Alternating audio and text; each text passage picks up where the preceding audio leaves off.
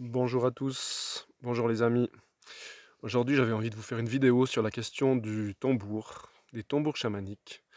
S'il y a une question qui revient souvent, qu'on me pose souvent, c'est comment bien jouer du tambour. Donc bien jouer du tambour, en réalité, il n'y a pas vraiment de technique ou de méthodologie à suivre.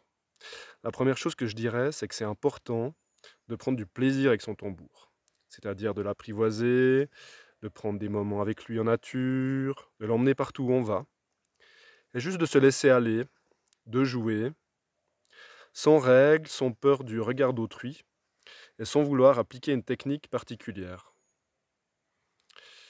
Donc à force d'expérience, on en arrive à un certain art. Et l'art du tambour, c'est le fait de concilier à la fois le son, le mouvement du corps et le souffle, c'est-à-dire la respiration.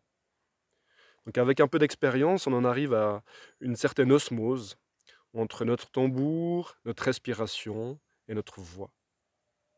Quelque chose d'important au chamanisme, c'est d'oser libérer la voix, déployer ce chakra de la gorge, oser faire des sons, des bruits d'animaux, oser libérer tout ce qui nous oppresse au niveau de la gorge.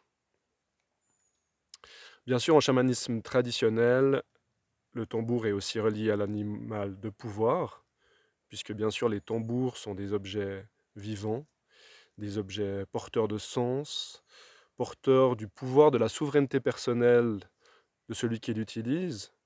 Donc en chamanisme traditionnel, l'importance des animaux, si votre tambour est par exemple au pot de cerf, c'est parfois le cas ici en Suisse, vous allez peut-être être spécialement accompagné par l'esprit de cet animal, par sa guidance, par sa sagesse. Donc c'est quelque chose aussi à prendre en considération et à honorer, c'est le don de l'animal.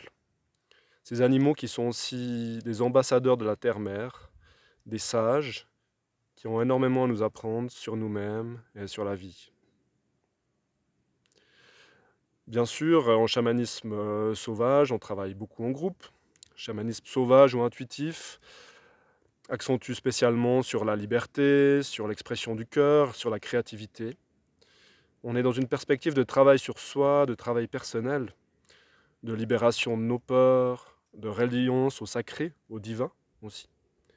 Donc c'est une approche un peu différente du chamanisme traditionnel, qui est liée donc à des cultures, à des traditions, même si les deux approches sont très riches, et respectables et vraiment complémentaires. Donc dans les cercles de guérison, où on va plus en profondeur dans le travail personnel, je trouve intéressant d'observer que le tambour agit vraiment pour les participants comme un amplificateur de la vibration personnelle, comme un révélateur aussi de l'énergie qu'on porte dans notre cœur. Il nous relie bien sûr au battement de la terre-mère, à ce soleil central de la terre qui pulse comme un cœur sous nos pieds, mais il nous relie aussi finalement à nous-mêmes, à qui nous sommes.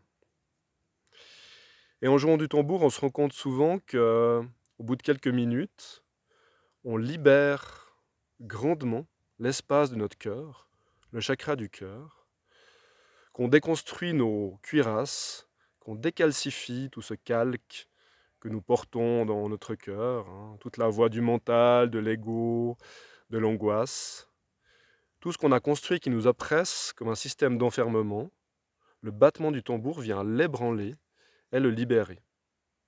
C'est comme si ça vient dissoudre toute cette mauvaise graisse, tout ce qui nous enferme, tout ce qui nous limite, tous nos carcans. Et personnellement, je le sens particulièrement au niveau du cœur. Après une séance de tambour, ça m'est arrivé aujourd'hui, je sens devant de moi un espace beaucoup plus libre, beaucoup plus paisible, beaucoup plus silencieux.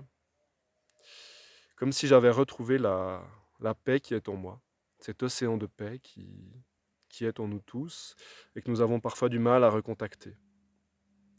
Donc la pratique du tambour en conscience nous aide vraiment à nous apaiser, à nous alléger, à nous relier à l'esprit de la vie, à l'esprit du vivant. Comme si après une séance de tambour, tout à coup on contactait une qualité d'être qui est tout à fait différente de celle qu'on occupait au quotidien. Et en ce sens-là, on se sent vraiment repositionné, réaligné par rapport aux grandes forces de la nature et du vivant. Donc c'est un moment de grâce, c'est un moment de paix, c'est juste un moment de joie.